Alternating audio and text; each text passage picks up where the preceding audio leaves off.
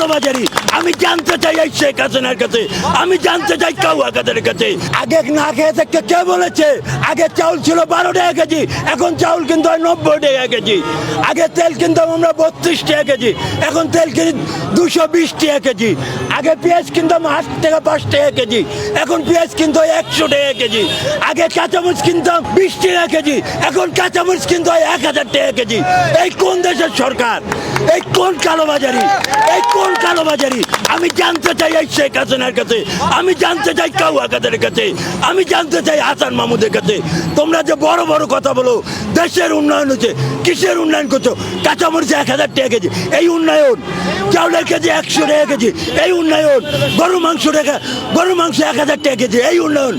বিএনপির সরকারের আমলে ছিল 60 টাকা গরুর কেজি, 60 টাকা।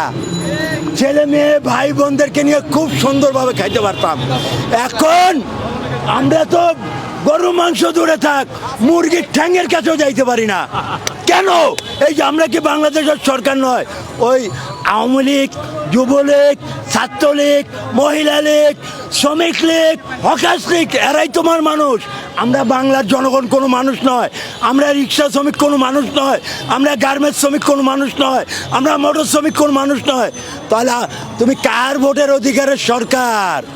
কার ভোটের অধিকারের? তুমি রাতের ভোটের অধিকারের সরকার। কালো রাত্রে ভোট করো, দিনের ভোট রাত্রে করো, এই সরকার। তুমি মনে করো না বাংলার জনগণ আর বসে থাকবে না। আমরা পাখানাদার বাহিনীকে বাঁশের লাঠি দিয়ে ভাগাইছি, আবার দরকার হলে 71-এর মতো এই 2023 সালে আবার একটা যুদ্ধ করব।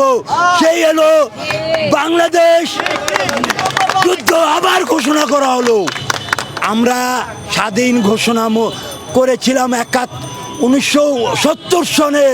এই স্বাধীন বাংলাদেশে নতুন করে যুদ্ধ করার কারণ এই সরকার যে স্বাধীনতা রাখে নাই, স্বাধীনতা ভূমিত রাখে নাই। এই সরকার বাকশালী সরকার। যেরকম শেখ সাহেব 1974 সনে এককতন্ত্র দেশ স্বাধীন করেছিল মনে করেছিল, এই সরকার তাই মনে করছে আমার বাপের দেশ আমি এককভাবে চালাবো, একতন্ত্র এক দেশ। বঙ্গবন্ধুর বাংলাদেশ যেরকম 74-এ বলেছিল, সেই শেখ হাসিনা এখন তাই বলছে এই 2023 সালে এক নেতার এক দেশ, শেখ হাসিনার বাংলাদেশ। তাই মনে করেন না শেখ হাসিনা ওয়াজেদ। আমরা বাংলার জনগণ চুপ থাকতে পারি না, বাংলার রিক্সা শ্রমিক চুপ থাকতে পারে না। তোমার জনগণ যদি চুপ থাকে, বাংলার জনগণ চুপ থাকবে না। গার্মেন্টস শ্রমিকরা চুপ থাকবে না, মোটর শ্রমিক চুপ থাকবে না, রিক্সা শ্রমিক চুপ থাকবে না, দিনমজুর চুপ থাকবে না। আর আরেকটি কথা বলতে চাই ভাই, বাংলাদেশে যখন স্বাধীন ঘোষণা করে কালুরঘাট বেতার কেন্দ্রতে আমি বলেছিল জিয়াউর রহমান, আমি মেজর জিয়া বলছি আজ থেকে বাংলাদেশ স্বাধীন ঘোষণা করা হলো। তখন তোমার বাপও বলে নাই, তুমি বলো নাই। আর তোমার ডাইনাতে বামাতে যে সন্ত্রাসী বাহিনী আছে তারা কই ছিল? তারাও ছিল না। সে চট্টগ্রাম কালুরঘাট বেতার কেন্দ্রতে এই শহীদ রাষ্ট্রপতি জিয়াউর রহমান ঘোষণা করেছিল।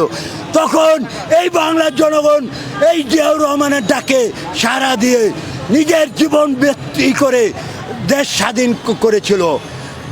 30,000 ভাই বোনেরা শহীদ হয়েছিল, 2,000 মা বোনের ইজ্জতের ইয়েতে আমাদের বাংলাদেশ স্বাধীন ঘোষণা হয়েছিল। আমি এই সরকারের কথা কি বলবো ভাই, লজ্জাতে মরে যেতে মন চায়। বিষ খেয়ে মরলে হবে সে আত্মহত্যা, আমি তাও করতে পারি না। আমি কলা গাছে ফাঁসি দিতে চাই, কলা গাছ বলে তুমি লজ্জায় কি? এই সরকারের চলন দেখে আমাকে লজ্জায় মরে যেতে মন চায়। কি উন্নয়ন করেছে? সে এটা উন্নয়ন করে নাই, সে নিজের ওই যে ভাঙ্গা ঝোলা পেট ভরে বিদেশের মাটিতে বাড়িঘর করার জন্য এটা জনগণকে দেখাচ্ছে। এটা খরচ হয়েছে 10 টাকা। আপনি 100 কোটি টাকা এটার বাজেট দেখাইছে, 10 টাকা খরচ করে 100 কোটি টাকা বাজেট। এটা কার টাকা? ওর বাপের টাকা? হ্যাঁ, এটা আমাদের জনগণের টাকা। এই যে আরেকটা কথা মনে পড়ায় দিলেন, 26শে মার্চ মোদিকে দাওয়াত দিয়ে এনে বাসর করার জন্য